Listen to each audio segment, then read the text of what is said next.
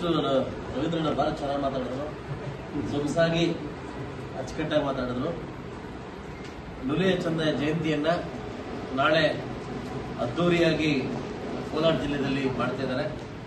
ನಮ್ಮ ತಾಲೂಕಿಂದ ಕೂಡ ಎಲ್ಲ ನನ್ನ ಏನು ಕರ್ಮ ಸಂಘದ ನಮ್ಮ ಎಲ್ಲ ಸಮುದಾಯ ಬಂಧುಗಳು ಕೂಡ ನಾಳೆ ಅಲ್ಲಿ ಆಚರಣೆ ಆಗಬೇಕು.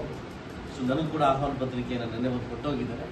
ಅದಕ್ಕೆ ಇಲ್ಲಿ ಮಾಡಬೇಡಿ ಅಲ್ಲೇ ಬನ್ನಿ ಅಂತ ಕರೆದಿದ್ದಾರೆ. ನನ್ನ ಎಲ್ಲ ಅಧಿಕಾರಿಗಳು ಕೂಡ ಅಲ್ಲಿ ಕಳಿಸ್ತಾ ಇದ್ದೀನಿ. ಜಿಲ್ಲಾಧಿಕಾರಿಗಳೆಲ್ಲ ಕೂಡ ಬೆಳಗ್ಗೆ ಸೂಚನೆ ಕೊಟ್ಟಿದ್ದೀನಿ, ಚೆನ್ನಾಗಿ ಮಾಡ್ಕೊಳ್ಳೋಕೆ ಕೂಡ ಹೇಳಿದ್ವಿ. ನಮ್ಮ ಕಡೆಯಿಂದ ಏನು ಹೋಗ್ಬೇಕು ಎಲ್ಲ ರೀತಿ ಕೂಡ ಹೋಗಿದೆ. ಸೊ ಅದರಿಂದ ನುಲಿಯ ಚಂದ ಜಯಂತಿಯನ್ನು ತುಂಬ ಅದ್ದೂರಿ ನಾಳೆ ಅಲ್ಲಿ ಮಾಡ್ಕೊಡೋಕ್ಕೆ ವ್ಯವಸ್ಥೆಯನ್ನು ಆಗಿದೆ.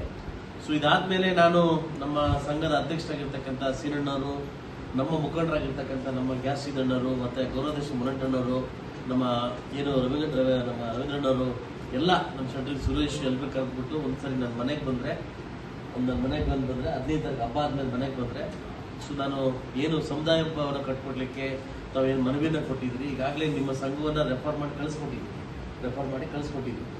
ಸುಮಾರು 13 ಉಪಜಾತಿಗಳನ್ನು ನಾನು ರೆಡಿ ಮಾಡಿ ಕಳಿಸ್ಕೊಟ್ಟಿದ್ದೀನಿ. ಖಂಡಿತವಾಗ್ಲೂ ಅದನ್ನು ಸೂಕ್ತ ಜಾಗದಲ್ಲಿ ಹುಡುಕಿ ಅದು ಜಾಗ ಕೊಡ್ತಕ್ಕಂಥ ವ್ಯವಸ್ಥೆಯನ್ನು ಕೂಡ ನಾನು ಮಾಡ್ತೀನಿ. ಏನೋ ಇವಾಗ ಮಾತು ಕೊಟ್ಟು ನಾನು ತಪ್ಪಿಸ್ಕೊಳ್ಳೋ ಮಾತಲ್ಲ. ನಾನು ಯಾವತ್ತೂ ನಿಮ್ಮ ಜೊತೆ ಇದ್ದೀನಿ. ಅದರಿಂದ ಹಬ್ಬ ಆದಮೇಲೆ, ಗಣೇಶ ಹಬ್ಬ ಆದಮೇಲೆ ಒಂದ್ಸಲ ಮನೆಗೆ ಬಂದು ಶ್ರೀಧರನಿಗೆ ಹೇಳ್ತೀನಿ, ಮನೆಗೆ ಬಂದು ಕೂತ್ಕೊಂಡು ಸೂಕ್ತ ಒಂದು ವ್ಯವಸ್ಥೆ ಮಾಡ್ಕೊಳ್ತಕ್ಕಂಥ ಜವಾಬ್ದಾರಿಯನ್ನು ನಾನು ಹೊತ್ಕೊಳ್ತೀನಿ. ಆಗ್ತದಲ್ಲ, ನಾಳೆ ಎಲ್ಲ ಮಾಕೆ ಆಲೋಚನೆ ಅಂತ ಹುಡ್ಕೊಳಕ್ಕೆ ಹೋದಣ್ಣ, ನಾಳೆ ಎಲ್ಲರೂ ಅದನ್ನು ಕೋಲಾರ ಜಿಲ್ಲೆಯಲ್ಲಿ ಭಾಗವಹಿಸ್ಬೇಕಂತ ತಮ್ಮಲ್ಲಿ ಕೇಳ್ತೀನಿ. ಆಗ್ಬೋದಲ್ಲ? Thank you very much.